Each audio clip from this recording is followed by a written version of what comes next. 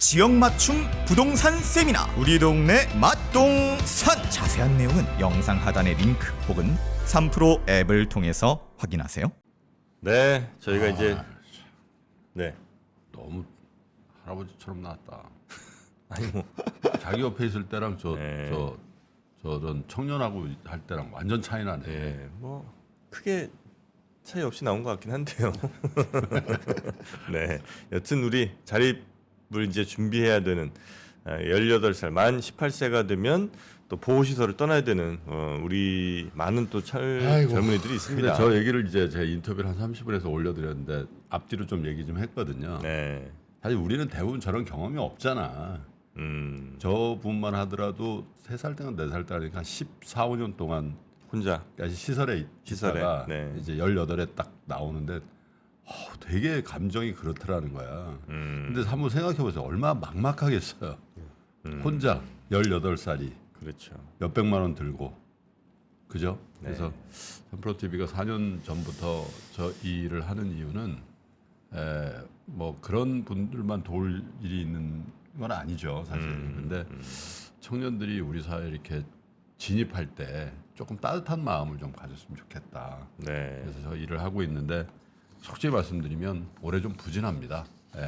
그래서 뭐 경기도 안 좋고 그런데 그래서 다른 비즈니스 잘 안 될 때는 아예 또 하면 되지 이런 생각이 드는데 네, 이런 자선에 대한 기획이 잘 안 될 때는 마음이 좀 힘들더라고요. 그래서 좀 도와주시면 저분들에게 또 경제 교육과 함께 돈을 어떻게 써야 될지 또 인생을 어떻게 잘 현명하게 운영해야 될지라는 교육과 함께 네. 잘 전달할 수 있도록 하겠습니다. 저희도 네. 또 한몫하도록 하고요. 네, 그리고 이제 기업에서도 아마 다이어리를 좀 단체로 구매하실 수가 있을 텐데 그런 경우에는 그 기업의 광고까지 저희가 또 해드릴 수 있습니다. 네, 그리고 기부도 그 네. 단체 구매에 관련된 건 기부도 그 기업 이름으로 네, 그렇게 해드릴 테니까 도와주십니다. 작년에는 증권회사 한두 군데서 네. 도와주셨는데 이번에도 많이 좀 부탁드리겠습니다. 조금 더 따뜻해지는 올겨울을 기대하면서 마음이 정말 따뜻한 우리 권순우 기자 한번 모셔보죠. 어서 오십시오. 예, 안녕하세요. 삼프로TV 권순우 취재팀장입니다. 네, 아유 고맙습니다. 우리 따뜻한 권순우 팀장님. 예, 그리고 옷도 좀 따뜻한 색깔로 입었습니다. 예, 옷도 따뜻하게 입으시고. 뒤에가 좀 퍼러네. 예, 그 파래가지고 파란색 입으면 얼굴만 떠다닌다 그래가지고 네, 그 증시도 팔았습니다. 증시도 팔았습니다. 예. 뉴욕 증시 다우존스 0.19% 하락했고요. 네. 나스닥 0.58% 하락했습니다. 네, S&P 500도 마이너스 0.39%입니다.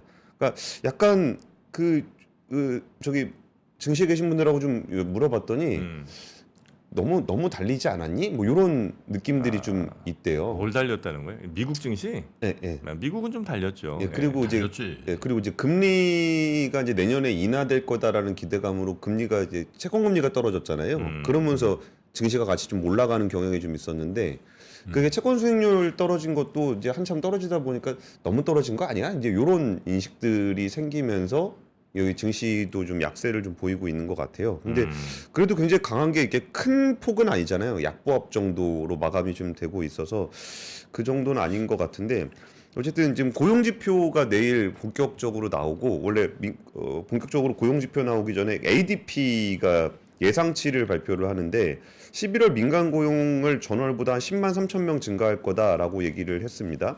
근데 이게 전문가 예상치가 한 12만 8천 명 정도 되거든요. 네. 근데 10만 3천 명이니까 전문가 예상치보다는 좀 낮은 수준이라 고용 시장도 조금 이제 둔화되고 있는 듯한 모습을 나타내고 있습니다. 그리고 오늘은 좀 특이했던 지표가 유가가 있었습니다. 유가가 70달러 밑으로 떨어졌어요. 네, 69.38달러. 진짜 많이 떨어졌네. 진짜 많이 떨어졌어요. 네. 휘발유 값도 빨리 좀 내려주지. 얼마 전에 기름 넣었는데 많이 안 떨어졌더라고요. 아, 그러니까 이게 지금 유가에 영향을 미친 거는 수요 둔화에 대한 우려가 제일 컸습니다. 네, 이게 최근에 뭐 무디스가 또 중국의 신용등급 전망을 안정적에서 부정적으로 하향 조정했다는 소식 전해드렸었는데 아무래도 중국의 이제 경제 수요가 좀 줄어들게 되면은 에너지를 사용할 거가 좀 줄어들다 보니까 그런 것 같은데, 그러니까 여러 지표들이 약간은 좀 침체를 향한 모습을 좀 나타내고 있습니다. 제 뉴스에 별로 관심들이 없으신 것 같아요. 오늘. 첫 번째 뉴스부터 네. 전해드리겠습니다. 이것도 두 분은 특별히 관심이 없으실 수도 날 있을 것 같은데 우리의 반응과 좀 떨어지는 날 우리의 반응이 완전 너무 차갑잖아요. 네, 첫 번째 어제 뉴스죠.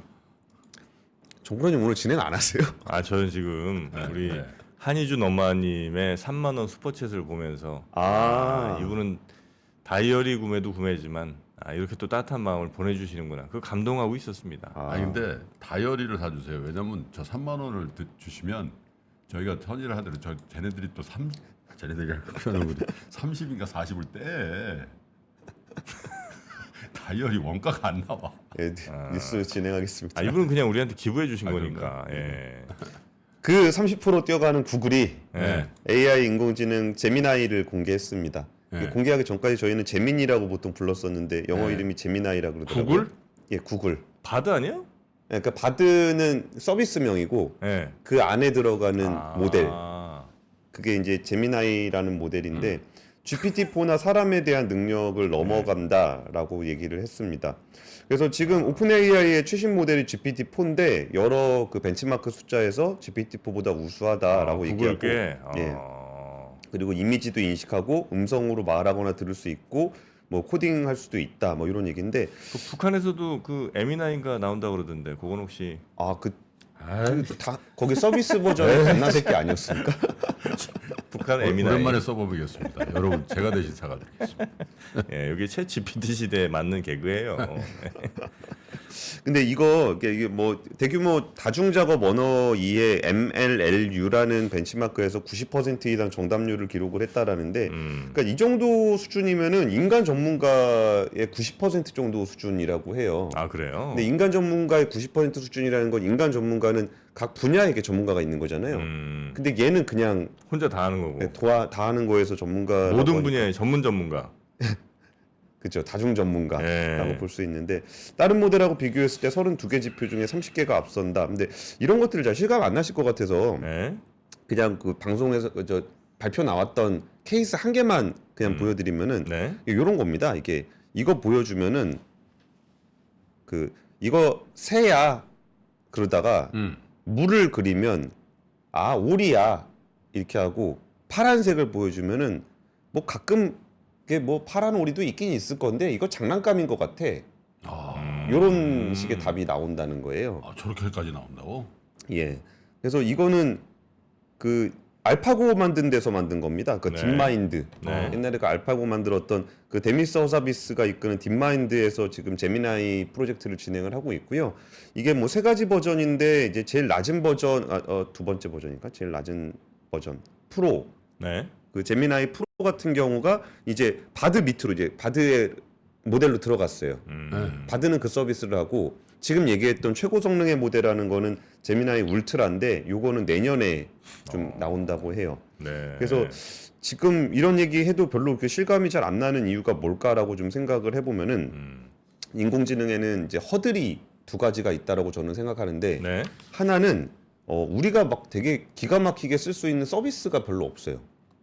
그러니까 우리는 별로 그거에 감동을 잘 못 받아요. 근데 실용적이지 못하다. 예, 예. 그럼 누가 이거에 굉장히 감동을 받고 막 열광하냐면은 그 개발자들이 엄청 열광해요. 자기네들끼리? 아니요. 그 코딩하는 사람들. 코딩하는 사람들은 나 이런 거를 해야 돼라고 해서 얘기하면 코드를 다 짜주는 거예요. 네네. 그러니까 이거 한번 쓰기 시작하면 완전히 이제 신세계가 열리는 거죠. 지금 뭐 코딩하는 분들도 그렇고 예. 그 디자인하는 분들도 디자인하는 분들도 네, 그래요. 엄청나요. 예, 그리고 저희 PD도 아. 그 압권 채널 편집하는 PD도 예. 그거 굉장히 좀 유용하게 쓰면서 다시 돌아갈 수 없는 길을 가고 있는데 어. 이거를 근데 일반 서비스 레벨에서 그게 별로 없다라는 게 하나 있고 네. 또 하나는 그런 서비스 레벨에서 활발하게 나오지 못하는 이유가 너무 비싸요. 이 서버 비용. 이거 제가 지금 보여드리고 있는 요게 그 이번에 그 하게 되는 TPU 한 5버전인데 이렇게 많은 이건 정말 그냥 사진으로만 이렇게 해놓은 거고 거의 이거보다 거의 물류 창고 수준으로 해서 이 가속기가 들어가요. 그래요. 엄청나게 비싸요. 와, 그래가지고 네이버에서도 큐 공개했는데 잘 모르시죠? 네. 홍보 잘 안 합니다. 일부러 네, 와서 검색할까 많이 봐. 쓸까 봐. 많이 쓸까 봐. 쓰면 돈 나가니까 그게 또 하루에 15개로 제한돼 있어요. 1인당? 예. 이거 많이 넣으면은 돈이 너무 많이 들어가니까. 아. 그래가지고 지금 그 서비스를 할 때 B2C 서비스를 내놓을 때 너무 비싸게 해야 되니까 잘 못하고 B2B의 기업향으로 들은 비즈니스 파트너십을 많이 하고 있어요. 그게 허들인데 제가 그리고 무슨 이게 좀 문제가 보니까 예를 들면 내가 뭐 이런 코딩을 뭐 3프로 TV에 맞게 짜줘. 이거 되게 어려운 명령이잖아요. 예, 예. 이거랑 지금 몇 시니? 라고 물어봤을 때 전기세가 별 차이가 안 난다는 거예요. 그렇죠. 그러니까 넌 이름이 뭐니 하는 것도 똑같고. 사실은 이런 거 같은 경우는 정말 그냥 구글 검색에 뭐 검색도 필요 없는 거지만 예. 아무 의미 없는 아주 단순한 업무인데도 불구하고 이 저 챗GPT 한번 돌리면 전기세가 이거 엄청 나간다는 거예요. 그냥 그게- 아무 생각 없이 하는 거나 네. 똑같다 이거지. 그러니까 우리는 그게 이제 굉장히 간단한 거 그렇지. 복잡한 거 차이가 걔한테는 있는데 똑같은 숙제네. 네, 걔한테는 똑같은 숙제라는 그게 거예요. 학습된 게 모델이 있거든요. 네. 그럼 그거를 A부터 Z까지를 싹 훑어서 와야 돼요. 그러니까 예를 들면 지금이 몇 시인지. 예를 들면 이창호 구단하고 바둑 두는거나 권순우하고 바둑 두는거나 저기서 쓰는 전략은 비슷하다는 얘기죠. 그럼요. 그렇죠. 그럼요. 예. 다 돌아갔다 와야 되니까. 예. 그래가지고 제가 무슨 얘기를 드리고 싶은 거냐면은 네. 지금 인공지능 챗GPT 나온 지 1년밖에 안 됐어요. 예. 그러면 내년에 인공지능 쪽에서 화두가 뭐가 될 거냐라고 했을 때 그 엔비디아 GPU를 타겟으로 한 수많은 도전들이 이어질 것으로 보여요. 지금 엔비디아 GPU가 되게 비싸거든요. 그러면 이거를 어떻게 비용을 낮출 수 있을 것인지에 대한 아이디어들이 굉장히 많아요. 근데 그 아이디어들이 실제로 구현되는지를 좀 봐야 되거든요. 그러면 이 비용을 어떻게 낮출 것인가에 대한 것들이 내년에 굉장히 큰 화두가 되지 않을까 싶어요. 네, 네, 여기까지 네, 좀 전해드리고 싶었습니다. 그래요? 네. 자, 두 두 번째 번째 뉴스. 뉴스는요. 네. 그 얼마 전에 이복현 금융감독원장이 굉장히 강한 원조로 그 파이낸스 인플루언서, 보통 핀플루언서라고 주로 부르는데 그 말이 신조어지만 참 듣기가 좀 그렇긴 하더라. 핀플루언스. 파이낸스 인플루언서 네. 거기에 주식 불공정 거래에 대해서 굉장히 강한 어조로 비판을 한 적이 있었습니다. 그렇죠. 그때 뭐라 그랬었냐면 뭐 미꾸라지가 뭐 물 전체를 흐리고 뭐 엄단해야 될 시장 교란 행위고 그 부분에 조사를 집중하고 뭐 자신의 영향력으로 특정 종목을 추천해서 일반 투자자들을 뭐 매수 유도를 시킨 다음에 뭐 자기는 차명 계좌로 주식 팔고 서민을 기만하고 약탈한 범죄권을 포착 이런 얘기를 했었어요. 그래갖고 다들 좀 뜨아했었거든요. 이게 뭐 도대체 뭘 하고 있길래 저런 얘기를 하나. 그런 표현은 정말 되게 이례적인 거지. 그쵸. 뭐 물론 틀린 얘기는 아니죠. 예, 근데 그 어제 KBS에서 관련 보도가 있었는데 그래가지고 그 보도 내용과 관련해서 좀 취재를 좀 하고 있었습니다.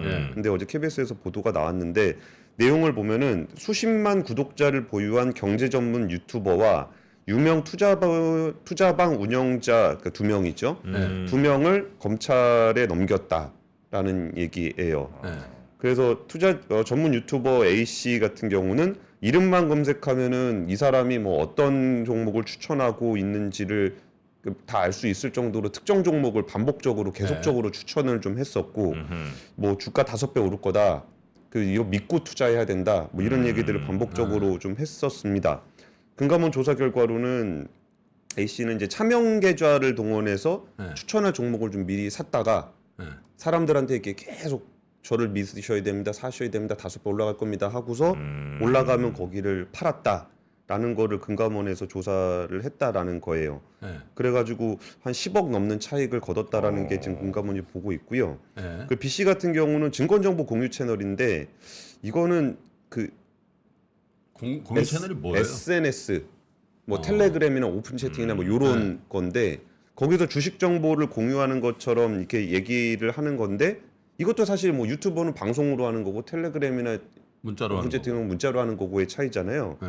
근데 사실 그 수만 명, 수십만 명 있는 채널들이 꽤 있어요. 근데 거기서 그 얘기를 하면은 바로바로 주가가 움직일 정도로의 영향력이 강했다 그러고 그래서 거기에 뭐 자기와 지인들이 특정 주식을 산 뒤 그거를 이제 매수를 권하면서 했었다. 네. 그래가지고 그 일단은 자본시장법상 사기적 부정거래 혐의로 검찰에 넘겼다고 해요. 사기적 부정거래 개념이 뭐예요?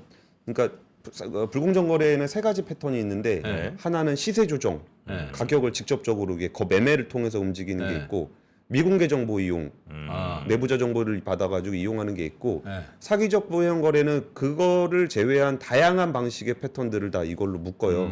그래서 뭐 작전 세력들이 뭐 시비 발행하고 회사 인수해서 하는 것도 있고 뭐 공시도 있고 아니면 뭐 방송에서 떠든 다음에 주식 사고 파는 그런 것들도 있고 뭐 그런 것들을 사기적 부정 거래로 하고 있습니다. 그래서 지금 그 금감원 쪽에서는 이게 원래 순서대로 이렇게 가는 게 있거든요.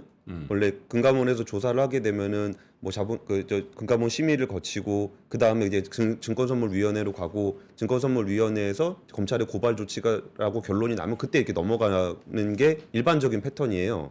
근데 이게 그 주가 조작 사건 같은 경우는 워낙 그 투자자들의 피해가 있고 네. 하다 보니까 이거를 이 절차 다 거치면은 네. 여기서 증거인멸이라든지 뭐 이런 것들이 일어날 우려가 있다 그래가지고 바로 보내는 루트를 만들었어요. 네. 그래서 이번에는 증선위까지 거치지 않고 바로 검찰에 통보가 됐습니다. 네네네. 관련해서 저희가 그 얼마 전에 그 윤수경 변호사라는 분과 함께 그 네. 주가 조작, 금융 사기 요거 관련 콘텐츠를 하나 했거든요. 예, 그래서 아마 3% 꼼짝 마라 주포야 뭐 그거. 예, 그게 과거에 있었던 그 금융 사기 뭐 이런 것들을 이제 좀 정리해 놓은 게 있는데 그거 보셔도 아마 도움이 좀 되실 겁니다. 예, 어떤 수법들로 이렇게 저 사기를 치는지 뭐 그런 근데 내용들이 이제 좀 있습니다. 저 A, C, B, C 이렇게 돼 있잖아요. 네. 예. 그러면 이제 그 A, C, B, C가 지금 뭐 유죄 판결을 받아가지고 뭐 유치장에 들어가거나 그런 게 아니니까 그죠? 예, 지금 예. 자유인의 몸이잖아요. 예. 그러면 계속 할 수 있잖아요. 아 지금도 지금도. 할 수 있겠죠. 그리고 그 사람이 지금도 주식 갖고 있을 거 아니야. 그러면 그 잔반 정리한다고 또 해치워 먹을 수도 있잖아. 잔반 정리 자기 갖고 있는 거라도 정리하려고 하겠지. 마지막까지. 어차피 아니 뭐 10억 이익 뭐나 11억 이익 뭐나 뭐 다르겠냐 하고 할 수도 있잖아. 그런 정도 한 사람이라면 네네네. 그러면 그거를 빨리 뭐 그런 활동을 중지시키든지 왜냐면 선의의 피해자가 계속 늘 거 아니에요. 지금 와서 또 추천하고 아니 지금 누군지 모르는데 뭐. 아니 기자들을 알아요? 그러면 그게 누군지? 지금 요 상황이요? 네. 이게 두 명 중에 한 명을 알고 한 명은 모르는데 네. 그러니까 이게 참 어려워요. 판단하기가 이게 취재하다가 그런 얘기를 듣게 되긴 한데 이게 공개를 해도 되는 건지 안 해도 되는 건지에 대해서 아직까지 좀 판단이 잘 안 서가지고 그 뭐 기자들 취재윤리인가? 취재 윤리죠. 근데 여기서 이게 공개하는 게 조금 더 공익적으로 좋은 건가 아니면 지금 검찰에 넘어간 단계라 그 당사자가 이렇게 뭔가의 이 정부의 조치에 대해서 뭐 해명을 하거나 그럴 만한 시간이 좀 없었잖아요. 근데 이게 이 검찰에 이 송치할 정도의 정황 증거를 거기 감독 당국에서 가졌다면 제2, 제3의 피해를 막아야 되는 측면도 있는 거 아니에요. 이 사람은 계속해. 난 아니라고 그러고. 그래서 그게 한 달이 될 수 있고 두 달이 될 수 있는데 그래서 또 어떤 사람은 왜냐면 이게 좋은 주식을 추천해서 같이 이렇게 해가지고 좋은 결과가 나온 게 아니라 자기가 얘기를 하고 자기가 선침했던 거를 개인 투자에서 하면 거기다 던져버린 거 아니에요. 그건 뭐 아주 쉬운 거니까 이 영향력만 있으면 그거를 오늘도 할 수 있고 내일도 할 수 있는데 그거를 그냥 이렇게 임명 처리해도 되나? 근데 뭐 아마 뭐 재판 나오기 전까지는 무죄 추정 아마 이래서 아마 쉽지 않나 싶기도 하네요. 근데 그죠? 꼭 일반적으로 지금 얘기하고 일반적인 얘기를 좀 드리면은 네. 이게 조사받으러 다니고 그러면은 보이거든요. 그러니까 이거를 이렇게 무슨 공표를 해서 그런 게 아니라 이게 조사를 받으러 다니고 그러면은 이렇게 자연스럽게 누군지 알게 돼요. 근데 지금은 이게 넘긴 단계에서 나온. 근데 아직까지 판단이 안 서갖고 오늘은 좀 네네네. 넘어갔습니다. 알겠습니다. 네. 네. 뭐 어쨌든 참 얘기가 나오겠죠, 뭐. 네. 어쨌든 뭐 사실 원래 윤리라는 게 딱 선이 딱 정해져 있는 게 아니잖아요. 그러다 보니까 좀 판단을 어떻게 해야 될지 아직 잘 어쨌든 모르겠습니다. 유튜브 생태계가 지금 너무 이런 일들이 많으니까 뭐 얼마 전에도 또 뭐 수포개미 뭐 그런 얘도 있었는데 모르겠어요. 근데 이 종목만 사라고 추천하는 그 행위들은 항상 그렇게 리스크를 갖고 있는 거죠. 왜? 아니 뭐 그런 얘기 하잖아요. 진짜 자신 있으면 자기가 뭐 주식 투자해서 그냥 떼져볼 되지. 그잖아요. 뭐 사라고 하는 사람들. 아니 그러니까 딱 찍어서 그것만 사라고 하는 것도 그것도 뭐 그 뭐 한 군데서 얘기하는 게 아니라 뭐 10군데 20군데서 계속 하면 그게 영향력이 되고 또 바이럴 이 유튜브가 또 이게 알고리즘이 계속 그걸 확대 재생해 주거든. 근데 문제다.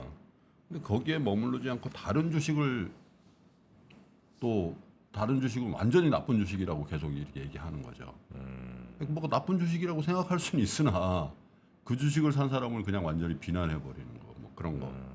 근데 그런 분들이 또 대부분 갑자기 또 뜬금없는 사회 개혁 세력이 돼요. 네? 지난번에 금투세 그거 기억나죠? 아, 예. 뜬금없이 어떤 사람이 금투세 자기 사재를 털어가지고 뭐 한다고 그 사람 그 재판 받고 그랬잖아요. 그렇죠. 뭐 혐의가 나오겠죠. 문제야, 보면. 그래서 이런 이제 예를 들면 뭐 금융시장의 정보라든지 이런 거를 어느 정도로 이제 정제해서 공유하는 것까지는 괜찮지만 그 주식을 계속 그리고 남의 주식은 계속 나쁘다고 이런 건 좀 조심하셔야 될 것 같습니다.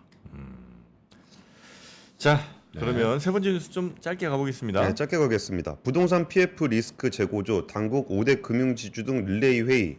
이 제목 보면 정말 건조하고 재미없는 얘기잖아요. 또 무슨 뭐 PF 한다고 또 업자들 불러가지고 뭐 회의하는 신용하고 이런 걸로 보이실 수도 있을 것 같은데 이거는 좀 해석을 좀 달리 하셔야 될 것 같은 게 내년에 부동산 PF를 터트리겠다라는 시그널로 보시는 게 맞을 것 같습니다. 왜 그러냐면 부동산 PF가 터지면은 금융회사가 박살날 수 있거든요. 네. 몇 개는 퇴출될 수도 있어요. 그러면은 그때 누가 움직여야 되냐? 금융 지주회사들이 움직여야 됩니다. 왜냐면 맷집이 좀 강하기 때문에 여기서 만약에 회사가 그러니까 금융회사가 망해버리면 또 피해가 발생하잖아요. 거기서 뭐 예금자가 됐든 아니면 증권사 이용을 하든 아니면 캐피탈을 이용하든 그런 피해자가 발생을 하기 때문에 예전에 그 JP 모건이 뭐 SVB 관련해서 뭐 해주고 뭐 그런 것처럼 금융지주 회사들이 그 피해자를 최소화하기 위해서 역할을 좀 해줘야 돼요. 근데 부동산 PF 얘기가 나오는데 지금 당국이 5대 금융지주를 비롯해가지고 이런 릴레이 회의를 계획을 하고 있다라는 거는 내년에는 그러니까 올해는 그냥 다 이거를 만기 연장해서 넘겨줬는데 내년에는 제일 부실한 것부터는 정리를 해나가겠다라는 시그널로 읽을 수 있는 회의를 시작을 하겠다라는 겁니다. 그래서 어제 그 나이스 신용평가에서 했던 얘기는 증권사가 아니라 부동산 PF의 브릿지론이 전체 한 30조 정도가 있는데 그 중에 한 절반 정도는 손실 처리될 가능성이 있다는 거예요. 그러면 15조 원 정도가 날아간다는 건데 15조 원 손실을 누가 떠안고 있는지 모르지만 그거 맞으면은 금융회사 날아갈 수도 있거든요. 근데 그 부분에 대한 준비를 하고 있는 게 어제 그 릴레이 회의가 주는 함이라는 거를 좀 설명드리겠습니다. 네. 릴레이 회의가 있었다. 네. 부동산 PF는 얘기가 계속해서 지금 나오고 있는데 지금 거의 뭐 위험 수위가 아주 높은 곳까지 도달한 모양입니다. 네. 이거는 이미 높은 수에 올라와 있는 건데 네. 터트릴 거냐 말 거냐에 대한 판단을 하고 있는 거예요. 네, 네. 예. 외환위기 오는 거 아니에요? 금융위기 오는 거 아니에요? 이런 질문들을 좀 굉장히 많이 받았었습니다. 탐욕이 되게 강했을 때 위험자산으로서의 극단적인 쏠림이 나타나고 공포감이 극에 달했을 때 안전자산으로서의 극단적인 쏠림이 나타나거든요. 과거의 일이 미래에 똑같이 일어난다 이건 아니지만 그때 당시에 위기 상황에서는 어떤 공통점들이 있었는지를 보면서 우리가 대비를 하는 방법도 고민해 볼 수 있고요. 과거를 제대로 이해하는 순간 위기의 실체가 드러납니다. 오건영의 현실 경제 이야기를 서점에서 만나보세요.